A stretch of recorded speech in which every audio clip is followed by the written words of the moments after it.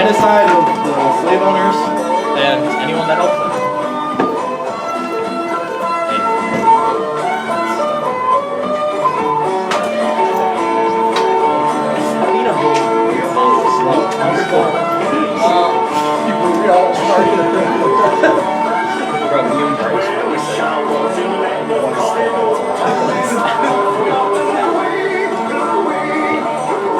Hey Bennett, how's your day? It's about to not be pretty good. Alright. What? Oh yeah, for now. For now. You were kind of right yesterday. Me and Jared were also kind of right. My bad. 51% from the region European Jewish, but it breaks down into like Poland, like Russia, like all like no, it said 51% European Jewish. Okay, it didn't say I'm so I have a lot of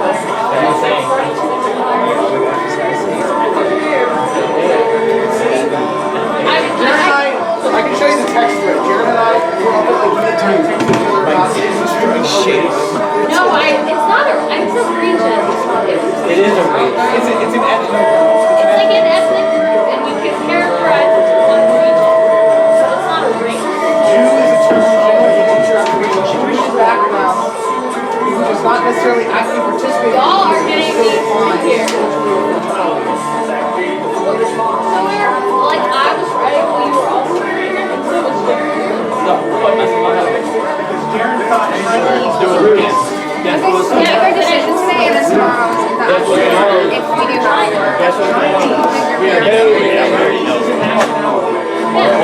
Oh, H. Hey, she is our hero. What? Basically fun. What's your finger?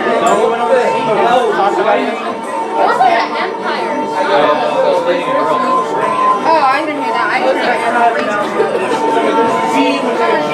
Yeah, so fine. The drum? And everyone's gonna good. If everyone's today, that makes it even better. I'm sure he's here. Oh my god, he's better. Oh my god. There, alright, there. Where's Cole? Dude, Cole has to be here. Well, he's gonna die if he isn't. He has to see me go against him. I stopped at Jared and I go, we were kind of wrong. Dude, I gotta convince him. I don't know. I know, I don't care either. So. Maybe we don't need to take care of it. We're fighting.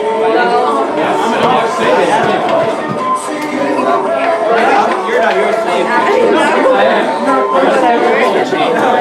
I am. You better.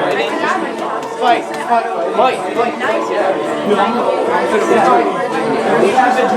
Listen, we all gotta agree. If we have a war, we all have to go. We're not gonna do war. We're whole ass.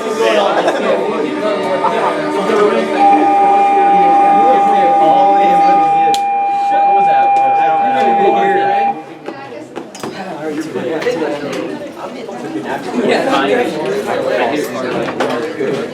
All of you. I also stole one.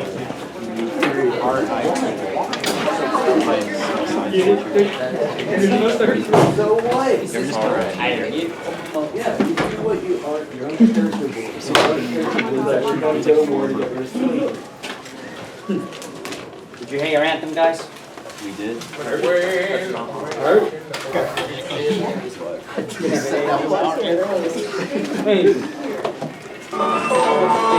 my food?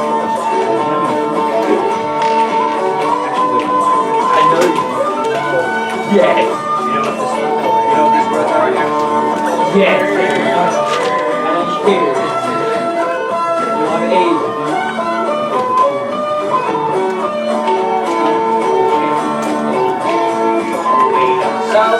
Good afternoon, everyone. Good afternoon, Mr. King. Ready? Yeah. Sure? Yeah. Then you're a fool. Oh well, so be Okay. it. You don't even know how to fight. More fools. Let's You fucking don't. You don't. Before I forget, because I might forget, you're having a homework assignment tonight. It should take you 3 minutes. I'll be sending you a video at 2 o'clock today. Well, actually, yeah, 2 o'clock, roughly. It'll be a training video on how to fight, on how to load your gun. If you don't watch it and learn, then you'll probably end up shooting yourself tomorrow. Assuming we have a war, the way you sound, seems like we do. I'm not sure until I know what you're going to do. I do know the words to the song, Dixieland. You've probably heard it before. Take a look though. Let's make sure you really know what the Southerners are singing about. The good news is I am not going to sing it. I have one of the worst voices on the planet. Okay? Can you? I wish I wasn't laying a cotton old times there, not forgotten. That's not the key phrase. The key phrase is this. Look away, look away, look away, Dixieland. That's what they say all the time. Look away, look away, look away, Dixieland. Look away from what? The North.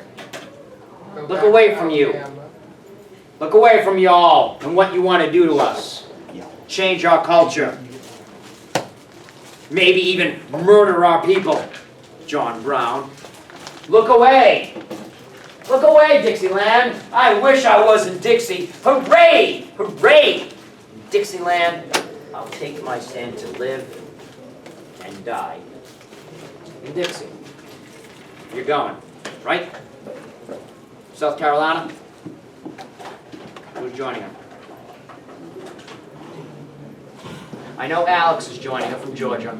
I can tell you that. And Cole from North Carolina is going to join. I'm going to have to speak for the people who aren't here because this is too big. And I know you two are Indian, so you don't really matter. What about you? The most important state in the Confederacy has just changed history. I didn't ask you. Now remember, you cannot write an essay on the AP exam about whether you lived or died in Mr. K's class. You can't write an essay on the AP exam saying the South won the Civil War. Right? After all, what do you call it the Civil War? Well, let's start with that right there. The Civil War. You said you don't call it the Civil War? Probably not. I mean, is there a war? Well, wait, hold on. I'm sorry. No, your hand went up right away. You don't call it the Civil War. What do you call it? Or I'll make it easier. Why don't you call it the Civil War? Because, I mean, it's like I'm more mad at, like, the government, I feel like, not, I don't know. All right, I see that. But think of it this way. If it is a civil war, what are you?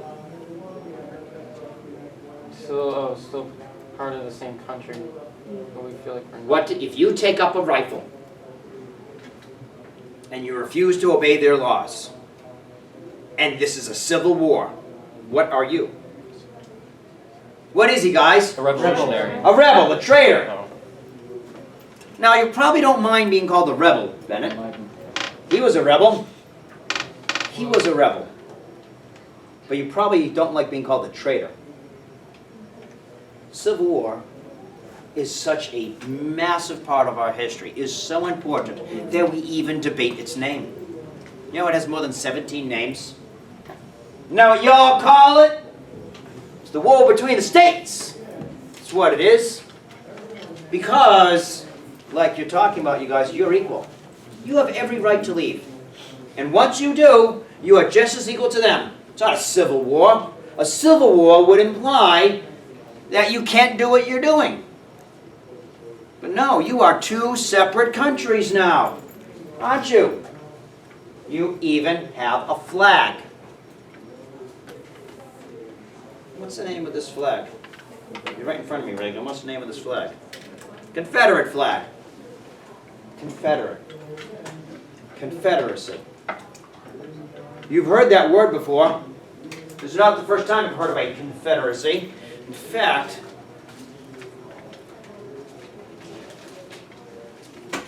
don't you know you started a confederacy. You started the Confederacy, right? Yeah, What was your original nation? the Iroquois. Yeah, okay, but specifically you were a Seneca. Seneca.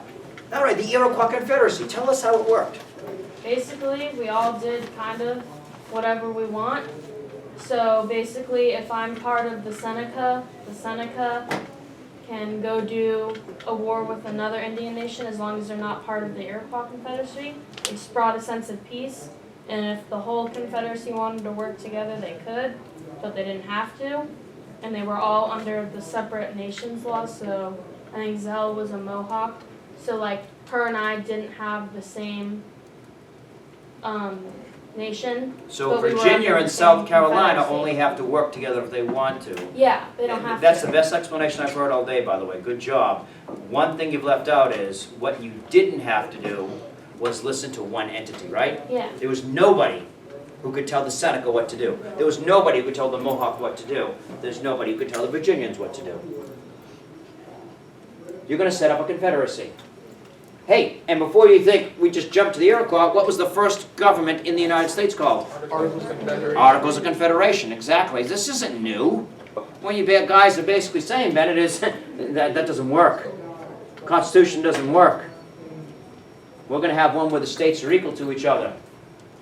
And they're not being told, what's your issue with the government? Well said. Your issue is with the government. Right? The government telling you what to do. All right, so we're going to set up a confederation. We're even going to have a president. Who was the first president of the Confederacy? John. Not John. How wonderful that his name is Jefferson. Jefferson Davis. I'm not going to write it on the board. You would spell it on your own. The very first president of the Confederacy was Jefferson Davis. A war hero, by the way. Mexican War. Secretary of War for the United States government before this. And of course for you guys, the ultimate traitor. The president of the rebels. Maybe, I don't know what you're going to do. I don't know if everybody over here feels like they're doing something wrong. I don't know, okay?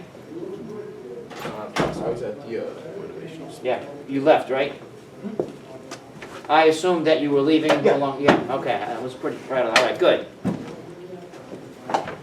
But the most important thing for you to realize right now, like I was saying earlier, you don't want to learn what happened in class if it's different from history. Well, Bennett has already changed history. I want you to learn this day by day. Virginia did not secede right away, Bennett. It took a while.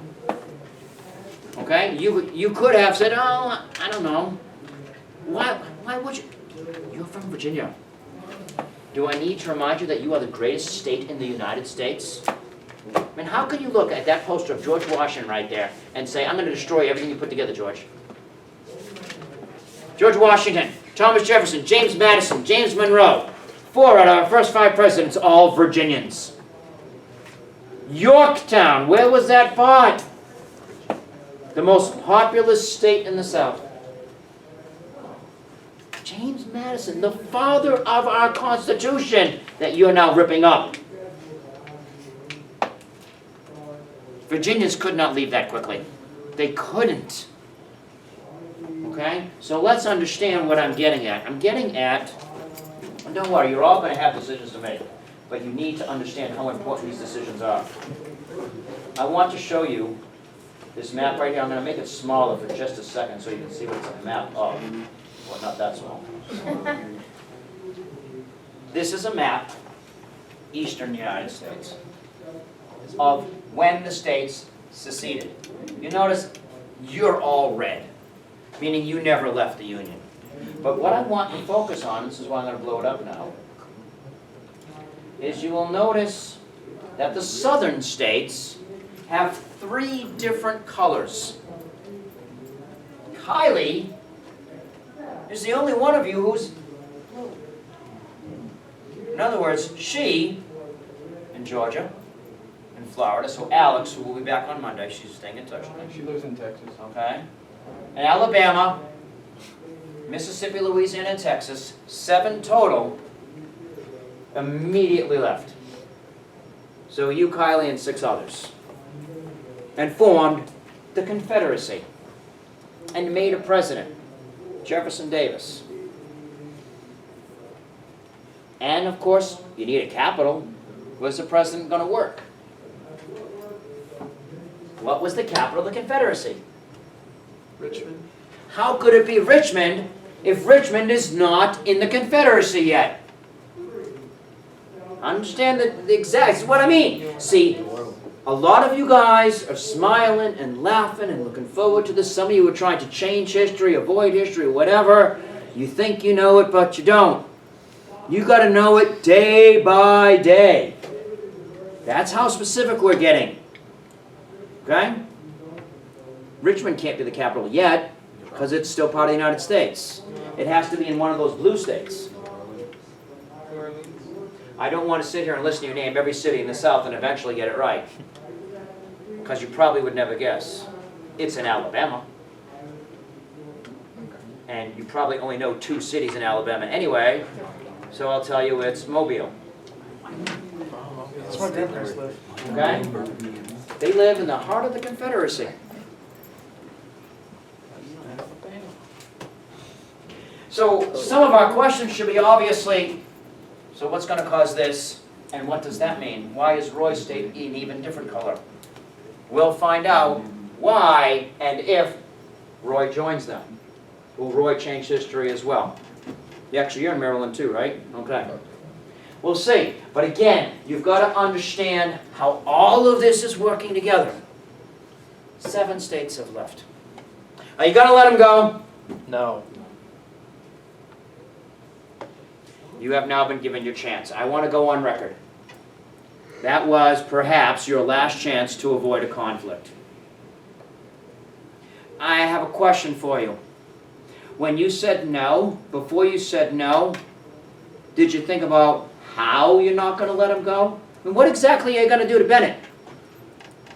He hasn't actually gone anywhere. He hasn't, like, moved across the ocean. He still lives in the exact same spot. All he's saying is, I'm just not listening to you anymore. Well, we didn't just stand over and say, listen to me, listen to me, listen to me. What are you going to have to do to get him back? Oh, I'm not going to let him go. Really? Okay, so how are you going to stop him? What are you going to do? You can't physically hold him or something. How do you make a group of people stay in your country when they don't want to be in your country?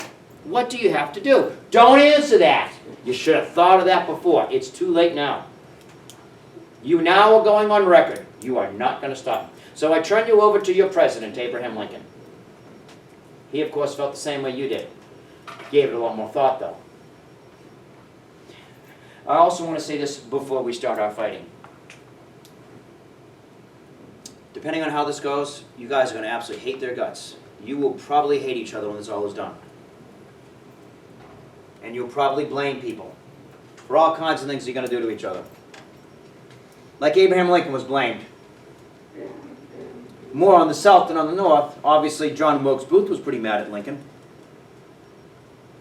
But a lot of people think of Lincoln immediately as a tyrant dictator who invaded the South.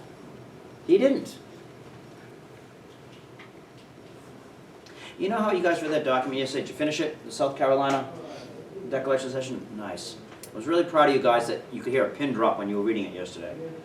Because you got the story. You realized the drama. I got something better for you.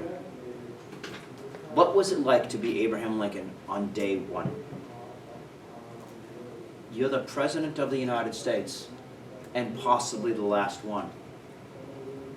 I mean, if he lets you guys go, who's going to be next? New England going to secede next? We know they wanted to go during the Hartford Convention and War of 1812, right? How do you hold the country together? How does Abraham Lincoln look at a portrait of George Washington and say, sorry, George, I couldn't hold it together? What was it like to be him on the first day when 7 states had already left and 7 more were threatening to? The last president of the United States. How would you like to be the last president of the United States? What would you be willing to do? What would you say?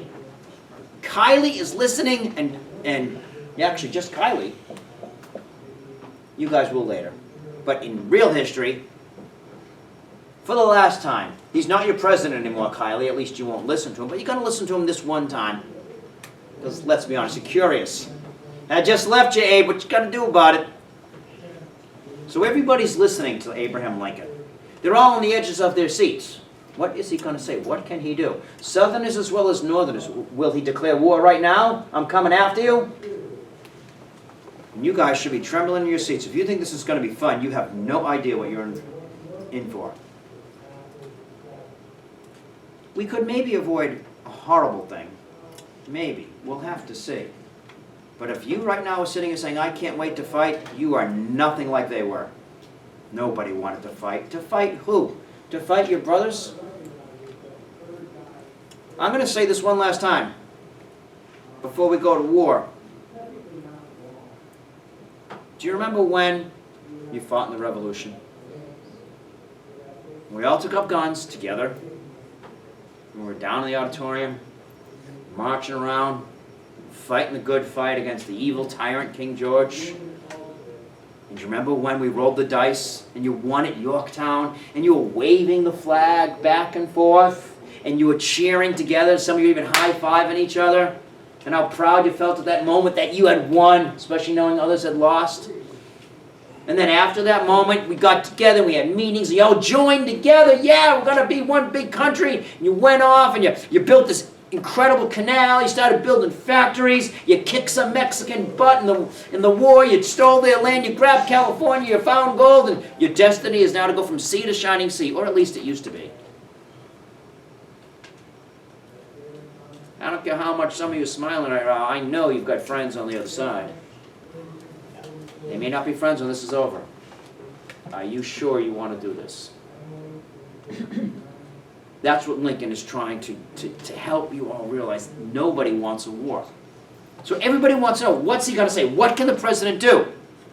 So now that you know how it really must have felt to be sitting there in March of 1861, when Lincoln said the very first speech he ever gave, and the last speech he ever gave, in which South Carolinians listened to him, he gave his first inaugural.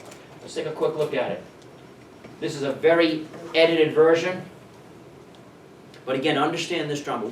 What could he possibly say? He's like the captain of the Titanic as everyone's jumping out of the boats. Please stay. I know we can fix this thing.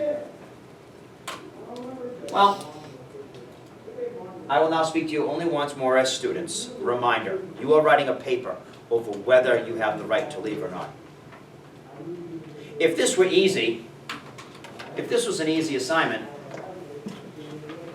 then it would be right in the Constitution, wouldn't it? Do you realize how easy this paper would be? Take a quick break for a second before we realize Lincoln's argument. How easy this paper would be if it was like Article 17 or Amendment 17 of the Constitution. State has the right to leave as long as it has X, Y, and Z. You realize how easy your paper would be? It would be like a page. Is there any amendment in the Constitution that says you can leave? Is there any amendment in the Constitution that says you can't leave? That's our problem. Do you have the right to leave or not? If you do have the right to leave, Southerners, it's the war between the states. If you don't, that's the Civil War. We talked about this the other day. So, Cole, when you start this new government, and you have a president, and a court, and a Congress, and a Constitution, a lot like theirs, there's going to be two things that are very different in your Constitution. What would one of these things be that's different in your Constitution from theirs? Absolutely. Slavery can never be taken away from you. Not just that it's legal, it can never be taken away. Right? The right to property can never be taken away. But what's the other one? You can't move to the north. What? You can't go to the north. Limit your right to emigrate. You can live wherever you want. It's freedom. This is America. Confederate States of America, but it's still America. I want to see if you Southerners know it first, and then if I have to, I'll ask the Northerners. What else would be very different about your Constitution that's not in their Constitution? I gave you a big clue. Bennett? There'd be a lot more power to the states. Well, that's true. That's the overall, that's the entire principle of your government. So you're right. I'm looking for something specific. Whether you're allowed to leave a place. Exactly. You have the right to secede. So if you want to leave the CSA, you can do that too. Which of course makes it even funnier. Sorry, I'm just thinking about what's happening to Bennett State. It's just all over the map. It's literally all over the map. I mean, literally all over the map. Anybody know what I'm talking about? West Virginia. Yeah. Because if I had had someone else from Virginia sitting next to Bennett, and he lived in another part of the state, and Bennett says, I'm out of here, the other guy would say, I'm not. Forget you, man. You're leaving them, well, I'm leaving you. And he comes sit over here, because he's from the western part of the state, and boom, West Virginia is born. We have 50 states today. Wasn't for you leaving the Union, Bennett, we'd only have 49. Why would the West Virginians want to secede from Virginia? Just think about it, it's like a double secession. It'll help you understand Brexit, by the way, and when the Irish end up seceding from England, who's now seceding from Europe. Very similar. Why would they want to leave the Virginians? I mean, it's Virginia. Well, if you know anything about West Virginia today, and its geography, what's its #1 source of income? Coal. Coal, mining. Not tobacco or cotton or anything like that. It's on the other side of the Appalachian Mountains, or actually right in the Appalachian Mountains. You think there's a lot of people who own slaves in West Virginia? Practically none. Fine. You're all upset about, slavery and the right to own it, and they're going to take it away from you, Bennett? I don't really like your whole, snobby Virginian plantation owner mentality in the first place. Out I go. Can you name the other 2 states that also were formed as a result of the slavery issue long before this? There's a total of 3 of them. We should only have 47 stars. Missouri and Maine. Perfect. In the Missouri Compromise of 1820, nice job, Roy. You remember they formed 1 free state and 1 slave state over the slavery issue. So we really should only have 47 states. Thank you, slavery. So what is Lincoln going to say now? You with me? This is all related. Hopefully I haven't forgotten anything because I haven't looked at my notes once.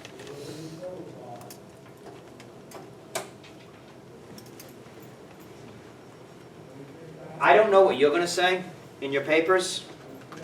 I have a better idea what you're going to say. I mean, you may not agree with your own character, and that's fine. But you're more likely to just because you've lived in your character's shoes. I wouldn't be surprised if you were to say that you have the right to secede because it's like you formed a contract. 13 states all get together and they agree to have a union. It's like a marriage, right? Isn't that's like a 13-state marriage? You've gotten together. You just want a divorce. Boom. And people have the right to divorce, right? Gotcha!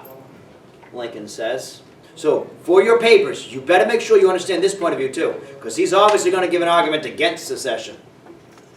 So if you think I got this paper, hook, line, and sinker, man. Right to secede, baby. I figured it all out. Really? Should you think about this? Think about what? What Lincoln gets into when he first wants to make the argument against secession. Make this just a tad smaller. He talks about contract law and about how one party to a contract could violate it, but it requires all to rescind it. Well, what does that mean? Well, first of all, bad mistakes, Southerners. Lincoln's a lawyer, remember?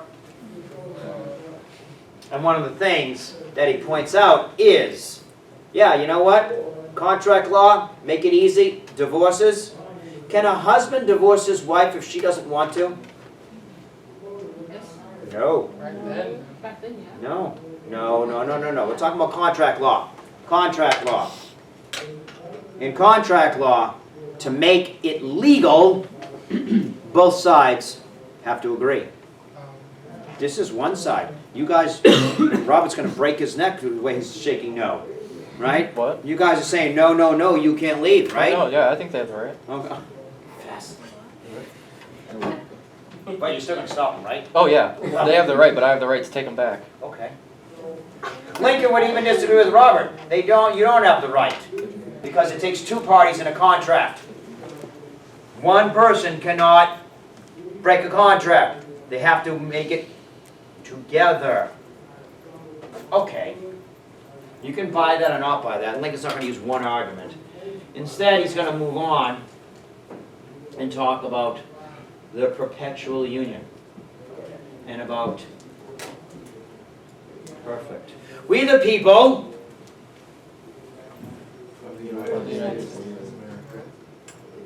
In order to form a more Thank perfect you. union. And maybe it's better if it, we the people In order to form a more perfect union. Thank you. In order to form a more perfect union, the Constitution that you agreed to, in the preamble itself, says, in the very first phrase after we the people, in order to form a more perfect union. That is why you have joined together. In order to form a more perfect union. More perfect union. More perfect. Let's remind ourselves of what we had before you signed the contract.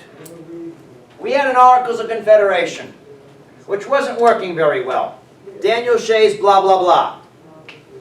And everybody in this room agreed that they wanted something better than that. That they wanted a more perfect union. That they talked about a perpetual union. Well, my friends, Mr. Lincoln says, how can a union be more perfect if you can leave it whenever you want to? That's not more perfect. In fact, it's less perfect. We the people, in order to form a less perfect union? No. When you signed that, you signed into a perpetual union that would constantly grow and improve. You can't leave. Consider this when you write your papers. But my favorite part of the speech is the last part. Because let's stop using this. Let's use this again. Because honestly, this is what's been screwing you up in the first place. I mean, I'll be honest, Robert, this is not in any way a criticism, but you've been talking from this the last couple of days. Not from this so much. Okay? We're all getting emotional. It's pretty intense. And Lincoln ends with emotion. Again, what would it be like to be him? He knows, guy, this is the last time you're ever going to listen to him. I mean, you already said you're not my president, but we know you're listening to him just out of curiosity. And once Lincoln ends his speech, it's over. You ain't never going to listen to him again. This is it. This is his last chance to save the country. To save the country. It sounds so melodramatic, but it is. To save the country. The second he stops speaking, it's over. His chances of saving the Union are gone. So how does he end it? Check it out. I am loath to close. I don't want to say goodbye. I can't.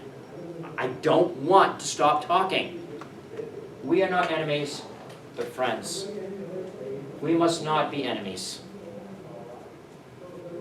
Notice he talks again about emotion. Though passion may have